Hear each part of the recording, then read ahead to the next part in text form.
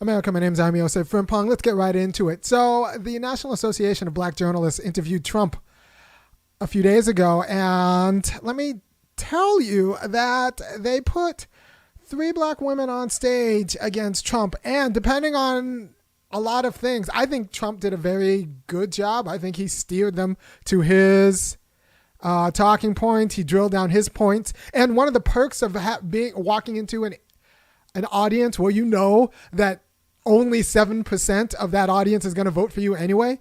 If you come out with 12% of that audience voting for you, you win. And it's not that hard to go from 7 to 12.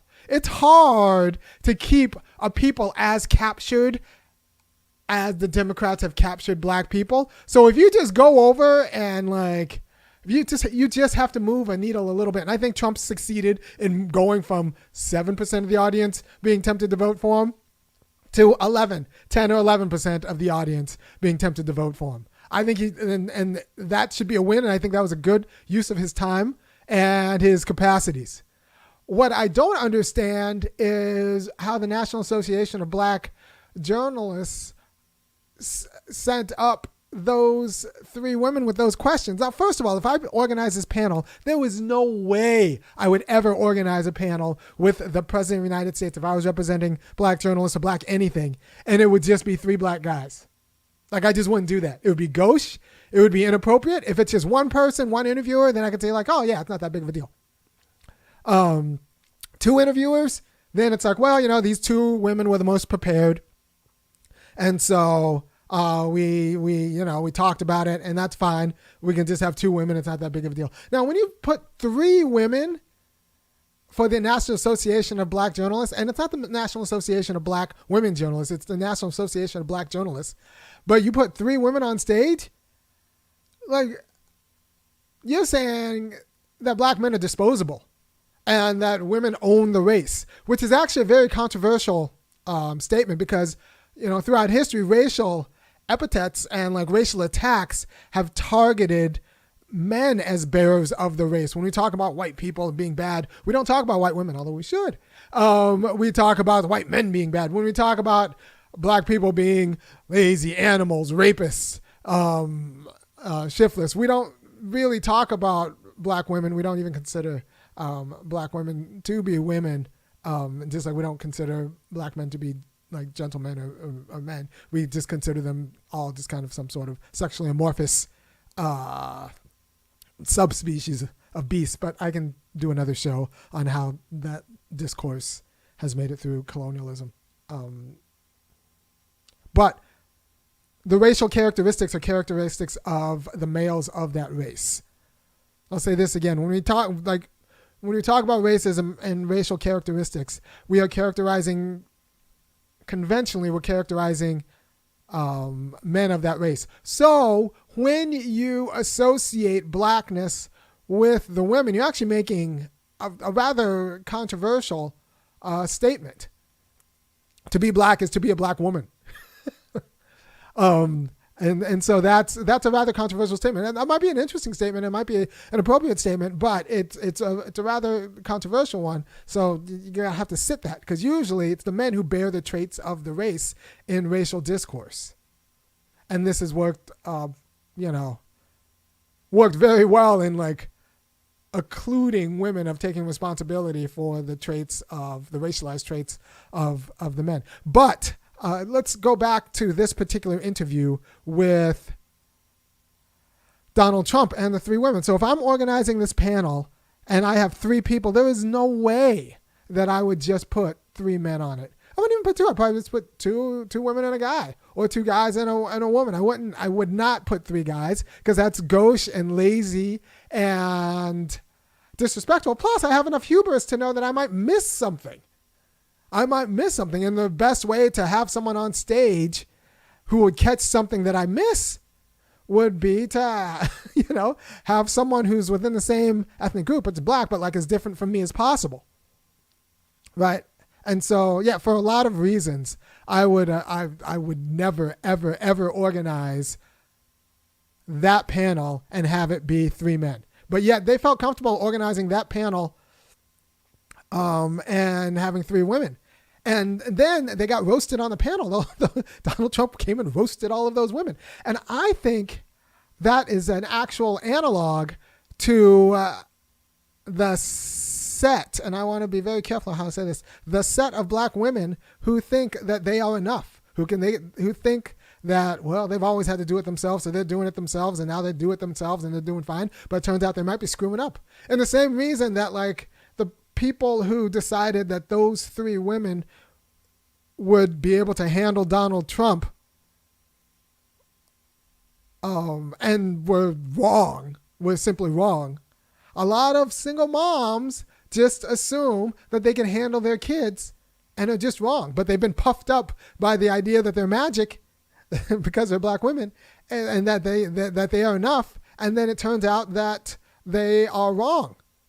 Now, those three women, I think, were wrong on a national stage, whereas a lot of single mothers realize that they're wrong on a smaller stage, or maybe they can be in denial that they were wrong.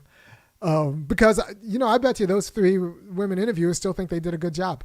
And just like a lot of black single mothers who've been puffed up for the same reason, they think that they did a good job. But in both cases, they didn't. They simply did not. All right. So it's the same sort of idea that black women are magic kind of gets you confused about just the limits of humanity. Like I said, I would never put three black men to represent an organization to interview Trump. I think that would be gauche. I think that would be irresponsible. And I am shocked that the National Association of Black Journalists didn't even put that kind of thought into, especially when the conversation's inevitably going to turn to something like diversity, equity, inclusion. And you didn't think to diversify your interview pool? You rubes? Like, oh man.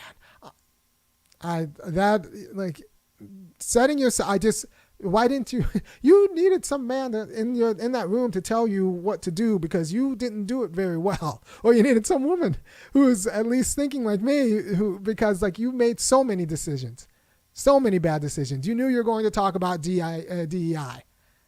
And you didn't think to create the most diverse black journalistic pool you could? Or you thought that would just include three black women? Man, you got off easy. I would have roasted you. By the way, all right, so, and by the way, you could have talked, and all the questions were, too many of the questions were about identity stuff when we try to pretend that black people are still drinking water, drinking clear water. We're not drinking clean water. You have the person who's going to be in charge of the Army Corps of Engineers, the one person who could deputize to spin up production of pipes and retrofit all black neighborhoods in the United States with clean pipes so we didn't drink leaded water. You had that person and you acted as if black people are drinking clean water, right? So when Trump is talking about jobs, and I want to tell you because you obviously don't know, when Trump is talking about jobs and he says, well, you know, immigration tightens the labor market and it increases labor power for black males and black people on the job. Black men, well, you don't care about black men, so I know that probably wouldn't matter to you. But when he says stuff like that, you can grant him a little bit because it does tighten up the labor market, which is disproportionately good for black men. However, it still throws black people into a private labor market that has never been good to black people. That same private labor market had us as slaves, and that same private labor market was managed by Jim Crow. The private labor market, even of its own, has never actually upheld the dignity of black life, which is one reason why blacks disproportionately work in the public sector, and also jobs where we don't have to talk to white people necessarily. Like, you know, postal service and stuff like that. So you have to understand, I mean, you could have just attacked the idea that black people will be saved by the free market, by the labor market, even if you tighten the market by getting rid of immigration. And what's he going to do when you close the border and black people are still disproportionately segregated in the lowest wage jobs? So you need to talk about other structural interventions that will gain black labor power. You can talk about organized labor. You can talk about just what are we going to do to move better jobs, to expand the universe of black jobs, the set of black jobs. What are we going to do to move contracts over to black companies? What are we going to do to grow black assets? That's the conversation you could have taken, because cutting off immigration doesn't necessarily grow black assets, especially with housing prices being what they are. So you move from $12 an hour to $18 an hour. You're still not going to find a house, Negro. You're still not going to be able to both pay rent and pay a down payment. Even if you do tighten the labor market, because the labor market's still overly determined by a quality of racism that shunts black people at all levels, in terms of training and like at all levels, to the bottom or the middle, right? And so we need to grow black assets, and I think the most important way to grow black assets is to grow home ownership. And we need programs. I mean, this is the office that had the Homestead Acts. This is the office that authorized the New Deals programs. And you ask him about like mean things he said to other candidates and how it makes you feel. No, people, you need to ask him how he's going to grow black assets, and not by the piddly way of just a marginal increase in wage by getting rid of illegal immigrant competition for underpaid jobs. Right? So there are lots of ways this interview could have gone better. You should have led with an asset question. What are we going to do about the racial asset gap? What are we going to do about this 43% home ownership rate? What are we going to do with the fact that, as it stands, black people who rent now, their great grandkids are also going to be renting? So what are we going to do about the asset transfers that need to happen? Because, slavery and Jim Crow stripped black legacies of a quality of both capital and assets that would make them competitive in the United States, right? So you have to understand that, what is it, a quarter of the, Carrie Merritt wrote an article on the Homestead Act, and in the article she details how a quarter of the wealth created by the Homestead Act is still in the economy. And the Homestead Act pretty much gave white people land for killing for killing Native Americans. But a quarter of that money is still in the economy. A quarter of that wealth is still, and it's white wealth. Homestead Act didn't really affect the South. And it was for the whites to go get their piece of land, right? So when you have the president on stage taking your questions, you should start with black assets. You should start with black assets, and what are we going to do to grow black assets? Forget the criminal stuff. If we have property and commercial and private property, I think the crime's going to take care of itself. A lot of other things will take care of itself. It's like, you give us the property and that first. Give us the assets first, and then we can talk about education, and then we can talk about crime. But apparently that wasn't the view that was espoused by the good people who did that interview. They wanted to talk about other things, which I think is unfortunate, and Trump rolled them in a horribly, horribly predictable, I thought, way. And they should be ashamed of themselves. So there's a way in which black women get told things by white women that confuses black people. Like, black women have been told that abortion is the issue that they should be running and campaigning on. Well, it's the issue that Democrats should be running and campaigning on. Black people should be running and campaigning on assets, getting black people assets. But if you could convince black women that they are a race unto themselves, only incidentally connected to black men, then you've pretty much you've innovated, taken the power out of any sort of real black politics, because black politics is going to be Also, it's also going to include family politics, and you can't have a real family politics if you've decided that half of the married couple or the spouses or the half of the parents don't matter. You can't really have family power if you just decided that black men are irrelevant. Right? And white women tell black women that because if black people are led by black women and black men are rendered disposable, then black people are easy to control because, as you might have gleaned from the interview a few days ago, a lot of these black women are easily rolled. I'm just saying that it's a good strategy to tell black women that they don't need black men. It's a stupid strategy to tell black men that they don't need black women. It's a stupid strategy. It's like if you want black uplift, black people need each other. Like just in general. Like I said, I would never. You could elect me king of the NABJ. I would never have an interview panel and it'd be just 3 black men and the president, unless the issue was specifically black men. Even then, I'd still might want a woman because she's got sons and issues, and so I even then, but yet you found a way to pump up these black women so much that they can do bad all on their own, and they didn't think that they needed any help. It's unfortunate, the state of my people, but you could see how Democrats fillet black women to the detriment of black people and black community uplift. It's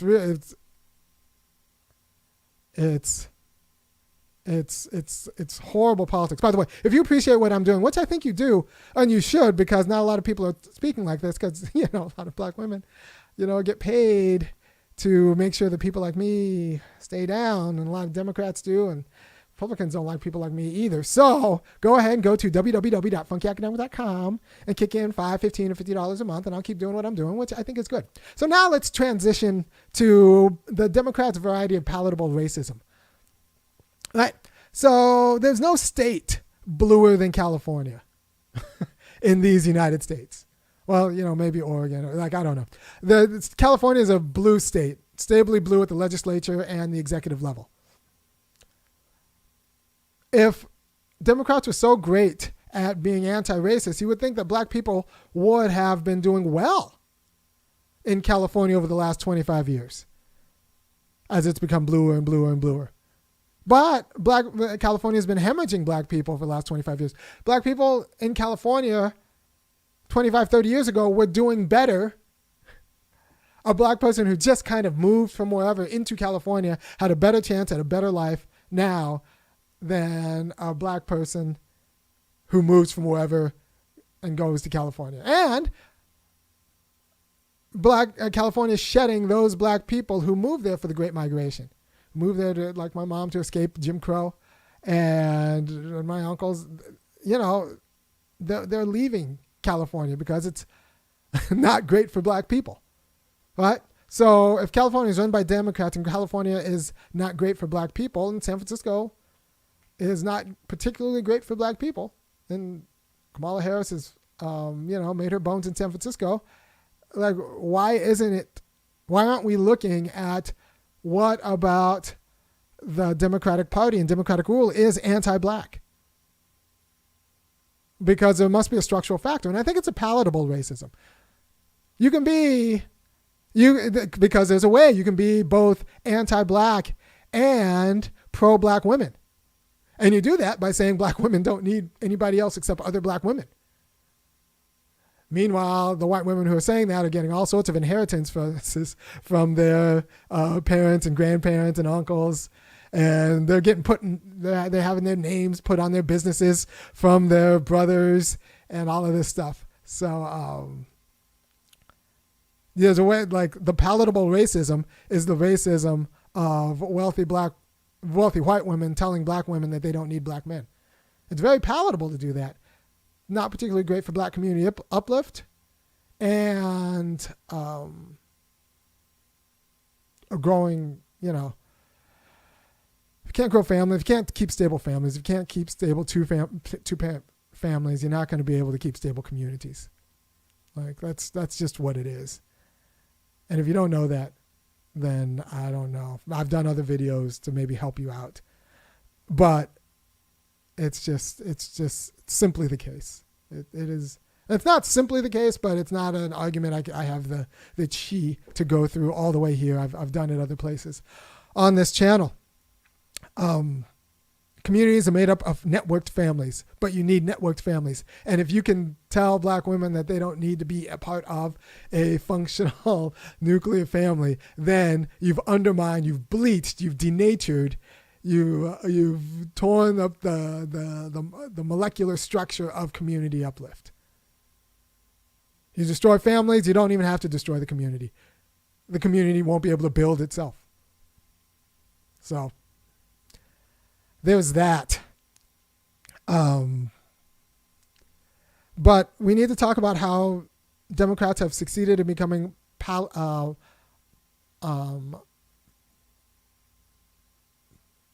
racists. Whereas the GOP is ghost racist, the Democrats have figured out a way to keep black people poor, but in a way that makes people, even some black people, feel good about themselves, which I think is a problem. You're both poor in a degraded community that still doesn't have clean water or good jobs or contract or assets, but yet you feel good about yourself. You should not feel so good about yourself. You should not feel so good about the state of yourself, state of your grandchildren, state of your black colleagues. You should not feel so good at yourself.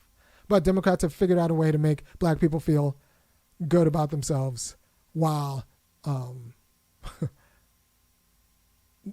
not letting black people have assets, like serious assets and contracts. All right, so the palatable racism of the U.S. Democrats is a problem. My next show, I think I'm going to do on why the most important battle is to make sure that the working class populist faction of the Democratic Party takes over the Democrats, or the working class populist faction of the Republican Party takes over the Republican Party.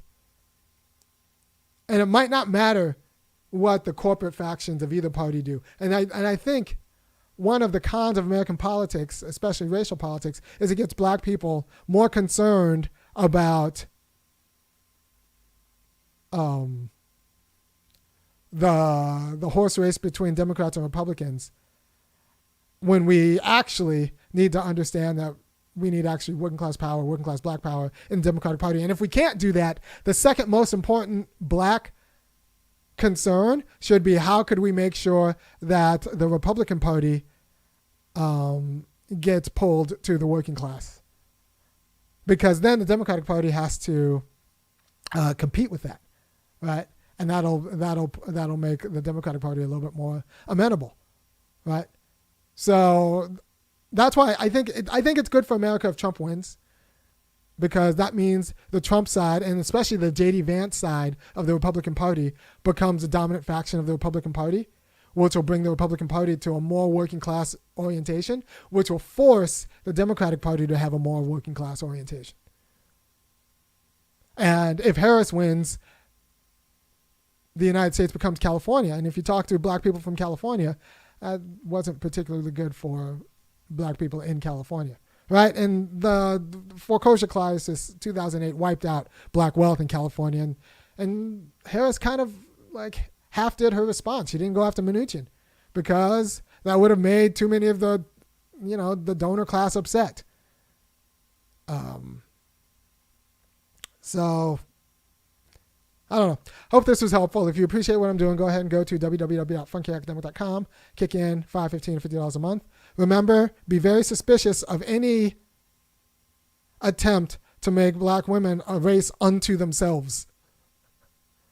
Because if the target is always black male disposability, that's just another form of black male disposability, except you're getting black people to dispose of other black people.